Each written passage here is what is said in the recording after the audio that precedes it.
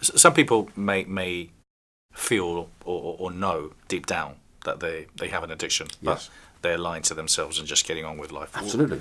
I can remember coming out of the pub again and again and again. I'd get home, I'd feel exhausted. I have a bottle of Jack Daniels at home for later. But I'd come out of that pub thinking, if I carry on doing this, I'm going to end up in a psychiatric hospital. And of course I did. But it didn't stop me. The knowledge that this was not a good idea didn't touch the sides. It had no effect whatsoever. I was truly addicted. In other words, I didn't have a choice. So what would your advice be for somebody who knows, maybe deep down, that they are already addictive to whatever it may be? Get help. Because I don't believe that the average addict is capable, and this is just my experience, of actually getting well on their own. They need other people to help them. I needed other people to help me. I still do. I still attend fellowship meetings 26 years down the line. And it's not something I think that people can do on their own, because we need identification. We need affirmation that we're okay as people. And the best people to do that are other people with the same illness. You need to say to somebody, if somebody comes into my office and says, I think I've got a problem with cocaine, nothing else, just cocaine, and I go, okay, so can you stop using cocaine? Yeah. So can you stop drinking for 6 months? Why would I want to do that? Well, because I'm asking you to. Could you stop for 6 months? And they will wriggle and do all sorts of things because they don't really want to stop drinking, because that's a good medicator. And if somebody comes into my office and says, well, I don't drink that much, or I don't use this, I say, okay, well, let's give it a rest for 6 months and see how it is.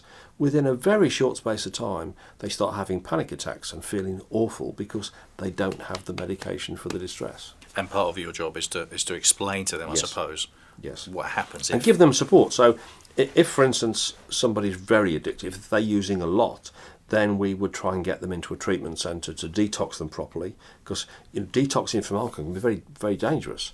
As a result of my stopping and starting alcohol, I had about 8 withdrawal fits, and I know that it's probably damaged my brain as a result. My short-term memory shot to pieces. So when you're addicted, if you just stop drinking, it's very dangerous. Same thing with stopping heroin. You need to detox people. So sometimes people do need help with that. And then learning how to live comfortably without the substance or process. Now, sometimes that needs to be in a treatment centre. Sometimes we can do it on a one-to-one basis with fellowships. And, for instance, if you have no therapist and no treatment centre, but you have managed to stop, the best single advice I can ever give to anybody is do 90 meetings in 90 days. So go to a fellowship meeting every day for 3 months. What makes a person addictive? Just a predisposition to sensitivity. The sensitivity means that there will be discomfort, because you can see everybody else has a contented life. You can spot people who are contented because we're ultra sensitive. So I can see everybody else. Why don't I feel like this? I know if I have a gin and tonic, by the second gin and tonic, I'll be so relaxed it's not true. There's a lovely phrase that goes, I was born 2 drinks short, which fits the bill. But the problem is, the 2 drinks short became 10 drinks too short and onwards. You see, the process is, I'm trying to make myself feel okay. As I make myself feel okay, there's a tolerance build up by using whatever I use. Now, whether that's drugs or alcohol or sex or whatever, there's a tolerance build up. As the tolerance increases, you need more to get that effect. And at some point in time, you cross where this is drunk, but this is where I feel okay. So you end up elevating the point where actually you never really feel okay, but you are drunk. And that's where chaos ensues. That's when people wake up feeling awful. That's when people can't function properly, when they get all sorts of illnesses. Some people have multiple addictions. Oh, absolutely. I believe anybody that's an addict has the predisposition to all of them. To all of them. You have to deal with the whole thing. You stopped drinking with any help, or? What happened on that was that I did have help, but the specific help was a guy called. The thing is about when you've got a drink problem. I saw this with myself, and I've seen it with other people that I know. both before and since, until you, the drinker, until you, the addict, sees that you have a problem, there's no point anybody else telling you, because it just drives you more and more towards it. But what happened with this guy, I got arrested, and I was allowed out on condition I went to hospital. So I went to hospital. It was a weekend, and the psychiatrist didn't come in until the Monday, and he was this little guy called Ernest Benny. When I wrote a novel about a psychiatrist, I dedicated it to him. This was a few years ago. But back in '86, this guy, he sat there, and he was just very, very calm, very gentle. I was away with it at the time. I was sedated, but I'd been through a full-on psychotic breakdown. Voices, music, paranoia, just pretty horrific. And when I was arrested, I'd left all my possessions on the floor. I was in this council building in Hamilton. Left all my possessions on the floor. So the police had taken them away, and then they gave them to the hospital. And so it's weird how this stuff kind of plays out, because you may know I keep a diary, and I need to publish my diaries. And so he said, I noticed in your possessions that there's what looks like a personal diary there. And he said, do you think you could talk me through, if I just spotted a couple of days here, do you think you'd remember where you were and what you were doing, and you could maybe just talk me through a day? And so we did a couple of days, and then we went on to another day, and he said, do you think, as you're taking me through this day, you could try to remember how much you were drinking? And so I talked him through this day, and as I was recounting how much I'd been drinking and how much I was thinking about drink and how much I was planning on to drink, it just dawned, sort of slowly, this penny dropped. So he wasn't saying anything. And I'm just saying, so then I went here, and then I did this, and then I had a bottle there, and then I think I probably popped into the pub, and then I probably had maybe a couple of scotches then. And this particular day ended with me in a pub called the Lord High Admiral. I don't even know if it exists anymore, on the Vauxhall Bridge Road, and phoning Fiona from the phone box in the corner of the pub, having a row because I was pissed and I was, late and like that. Me slamming the phone down saying I'm not coming home, and I booked into a hotel, that big hotel up near Victoria Station, I can't remember what it's called, and I booked in there, and I demolished the minibar. So as I'm getting towards that, the penny is dropping, and I'm thinking, God, I haven't even got to the minibar yet. God, I haven't even got to the evening yet. And that was it. That was. So did I have help? Was it difficult thereafter? Ish. At times it was. But I went 13 years without a drop.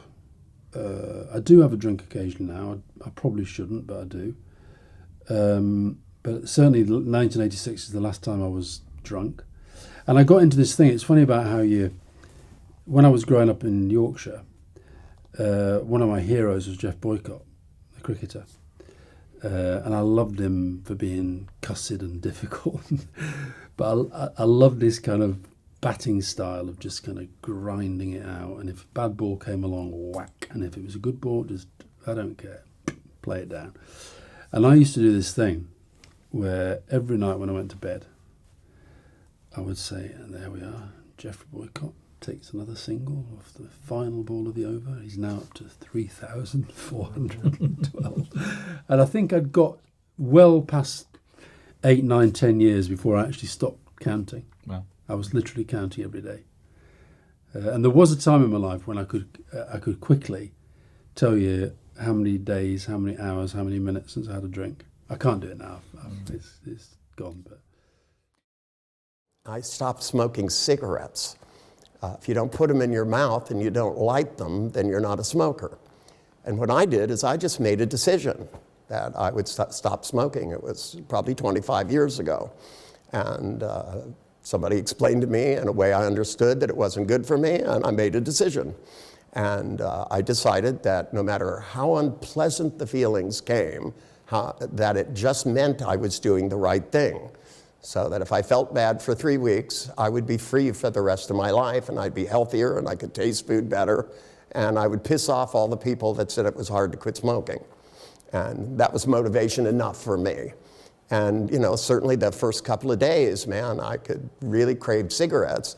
And I kept saying to myself, this means I'm doing exactly the right thing You get the endorphin rush from it, and you move and you go, 3 weeks, I've only got 2 weeks now and 5 days, 2 weeks and 4 days. And 3 weeks later, I barely thought about it, and 6 months after that, I can't even conceive of smoking a cigarette.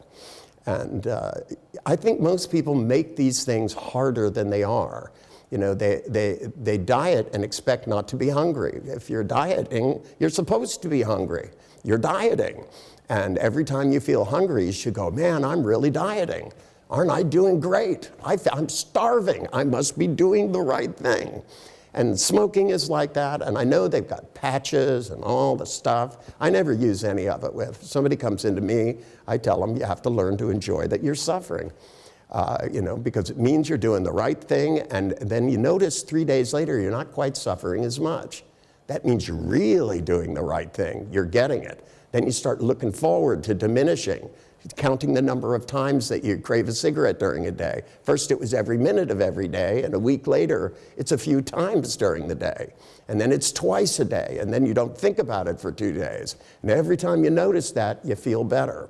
And that's the magic formula, is to lock your mind, make those big decisions. Everybody's made big decisions.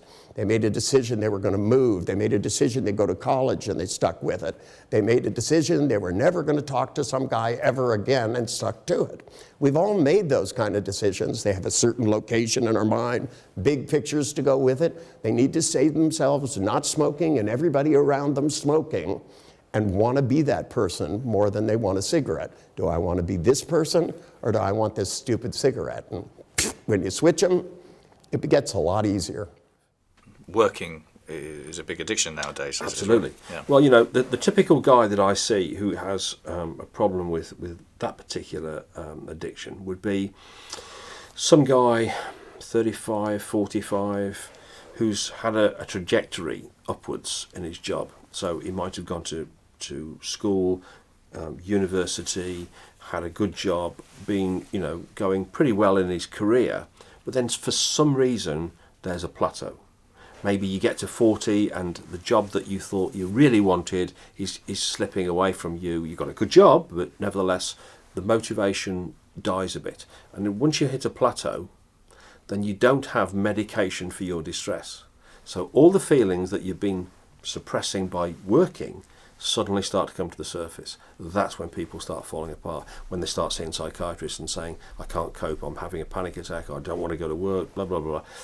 It's quite painful to even to talk about with a patient. And then we have to sort of do exactly the same thing we would if we were talking to somebody who got an addiction to heroin or cocaine. Is that kind of where the midlife crisis more or less kicks in? Absolutely, that's what most people would call a midlife crisis. I think it's a plateau where things are not going the way they want anymore, and feel a bit, oh, what is this it? You know, I remember very distinctly feeling at 40 years old, is this it? Is this all I'm going to have out of life? Of course, I was absolutely wrong, but you know, I do very much believe that if you don't know where you're going, any road will get you there. Yeah. You know, I think everybody should have something that's a pathway to, you know, a dream. It doesn't necessarily mean you're going to get there, but at least it gives you motivation in life.